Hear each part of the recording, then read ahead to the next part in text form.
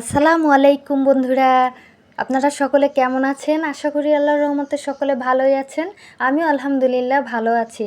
তো বন্ধুরা, আজকে আবারও একটা রেসিপি নিয়ে চলে আসলাম। তো রেসিপিটা হলো কাঁচকলা দিয়ে ইলিশ মাছ দিয়ে রান্না। তো বন্ধুরা, এটা রান্না করতে আমার কি কি লাগবে তা দেখিয়ে দিচ্ছি। আমি এটা রান্না করতে দু রকমের সরিষা নিব, একটা হলুদ সরিষা, একটা লাল সরিষা, আর হচ্ছে পেঁয়াজ 3টা, আর হচ্ছে কাঁচামরিচ, আর হচ্ছে কাঁচকলা, আর হচ্ছে ইলিশ মাছ। এই আমার রান্নার করতে দরকার হবে, তো দেখিয়ে দিলাম। আর মাছটা এখন আমি কুটে ধুয়ে পরিষ্কার করে নিয়েছি। তারপর হচ্ছে হলুদ আর লবণ দিয়ে আমি এখানে রেখে দেব 5 মিনিট। আর আমি কাঁচকলাটাও কেটে নিচ্ছি বন্ধুরা, দেখুন এইভাবে করে আমি কেটে নিয়েছি। তো সব তো আর বলে বোঝানো যায় না, দেখে বুঝে নেবেন আমি কিভাবে কেটেছি। আর হচ্ছে এখন আমি সরিষাটা কাঁচামরিচ আর লবণ দিয়ে বেটে নিব। মশলার মধ্যে কিন্তু আমি সরিষা, কাঁচামরিচ আর কাঁচা পেঁয়াজ বেটে নিব, তাছাড়া কিন্তু আর অন্য কোনো মশলা এখানে বাটবো না। এই যে বন্ধুরা, আমি পাটায় বেটে নিয়েছি আর পেঁয়াজটা বেটে নিয়েছি। আর কাঁচকলাগুলো আমি এখন ভাপ দেব, একটু হলুদ দিয়ে ভাপিয়ে নেব। আর আমি চুলায় একটা প্যান বসিয়ে দিলাম, আর এখানে এখন আমি তেল দিয়ে নিলাম কিছুটা মাছটা ভাজার জন্য। এখন আমি একে একে মাছের পিসগুলো দিয়ে দেব। আর এই মাছটা কিন্তু বেশি বড়ও ছিল না, আবার একেবারে ছোটও ছিল না, আর মাছের পেটে ডিম ছিল। তো এই মাছটা আমি উল্টে পাল্টিয়ে ভেজে নেব, খুব বেশি কড়াও ভাজবো না। তো দেখুন বন্ধুরা, আমার কিন্তু কাঁচকলাটা ভাপিয়ে নেওয়া হয়ে গেছে, আর আমি কাঁচকলাটাও এখন ছেঁকে নিয়েছি। আর এই কড়াইতে এখন আমি কাঁচকলাটাও আবার ভেজে নেব। একটু হলুদ আর একটু লবণ দিয়ে নিলাম। হলুদ লবণ দেওয়ার পরে আমি খুব ভালোভাবে মিশিয়ে নিলাম নেড়ে চেড়ে। তো এই কাঁচকলাগুলো আমি এখন উল্টে পাল্টে ভেজে নেব, খুব কড়াও ভাজবো না, আবার একবারে কমও ভাজবো না। তো দেখুন, দেখে বুঝে নেবেন যে আমি কতটা ভেজেছি বন্ধুরা। এই যে এরকম ভেজেছি।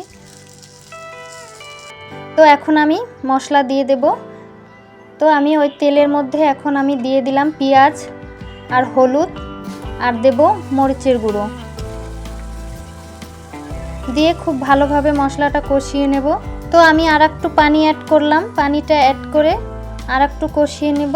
তারপর হচ্ছে আমি সরিষা কাঁচামরিচের যে মিশ্রণটা করেছিলাম এটাও কিন্তু এখন আমি দিয়ে দেব, আর কিছুটা লবণও দিয়ে নিলাম।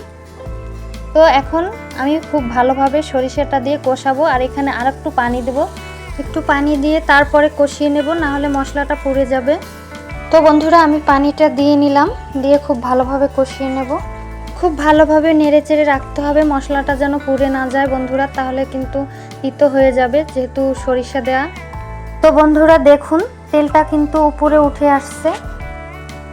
তো এখন কিন্তু আমি এটাকে আবার শুকিয়ে নেব, কষাতে কষাতে আবার শুকিয়ে নেব। আর এটা আমি গরম পানি দেব এই রান্নাটায়, আর এই জন্য আমি আলাদা গরম পানি করে রেখেছি। তো দেখুন বন্ধুরা, এই যে এইভাবে আমি কষাতে কষাতে শুকিয়ে নেব। এ পর্যায়ে এখন আমি পরিমাণ মতো পানি দিয়ে দেব, যেহেতু আমার মাছটা তারপর কাঁচকলাটা ভেজে রাখা আছে।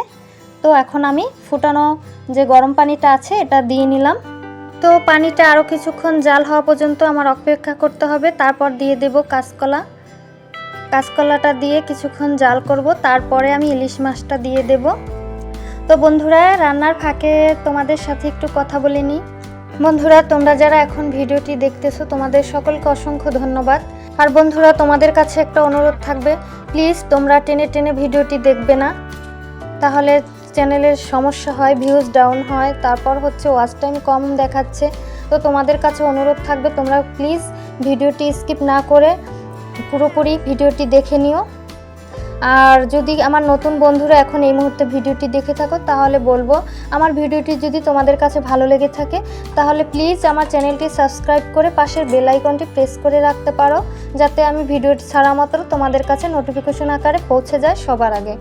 তো বন্ধুরা, আমি কিন্তু একে একে এখন মাছের পিসগুলো দিয়ে নিলাম, দিয়ে তারপর আমি ঢেকে রেখেছি কিছুক্ষণ।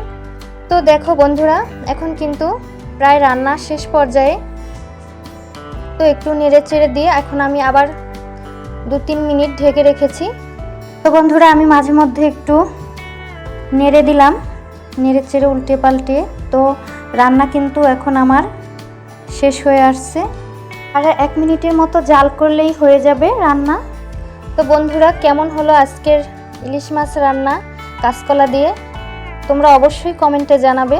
অনেকেই অনেক ধরনের রান্না দেখিয়েছে পয়লা বৈশাখ উপলক্ষে, সর্ষে ইলিশ, সর্ষে ভাপা। তো আমি একটু অন্যরকমভাবে রান্না করে দেখালাম। তোমরা কমেন্টে জানাবে তোমাদের কাছে কেমন লাগলো, ভালো খারাপ দুটোই জানাবে।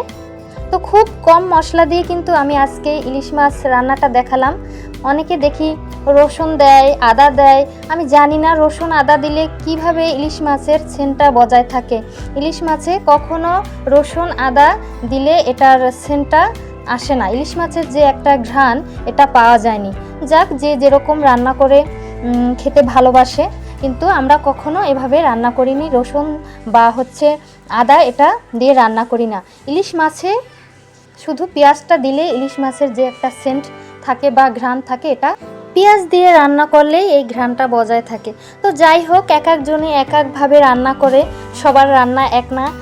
যাই হোক, আমার কথায় যদি কোনো বন্ধুরা মনে কষ্ট পেয়ে থাকো তাহলে অবশ্যই ক্ষমা সুন্দর দৃষ্টিতে দেখবে। তো বন্ধুরা আজকের আমার ইলিশ মাছ দিয়ে কাঁচকলার রেসিপিটা কেমন লাগলো অবশ্যই কমেন্টে জানাবে। আর বন্ধুরা তোমাদের সকলকে নববর্ষের শুভেচ্ছা, সবাই ভালো থাকবে, প্রত্যেকে যার যার ফ্যামিলি নিয়ে ভালো থেকো, সব সময় এই দোয়াই করি। তো বন্ধুরা আজকের মতো এ পর্যন্তই, দেখা হবে নতুন অন্য কোনো ভিডিও নিয়ে। ততক্ষণ পর্যন্ত সবাই ভালো থেকো, সুস্থ থেকো, আল্লাহ হাফেজ।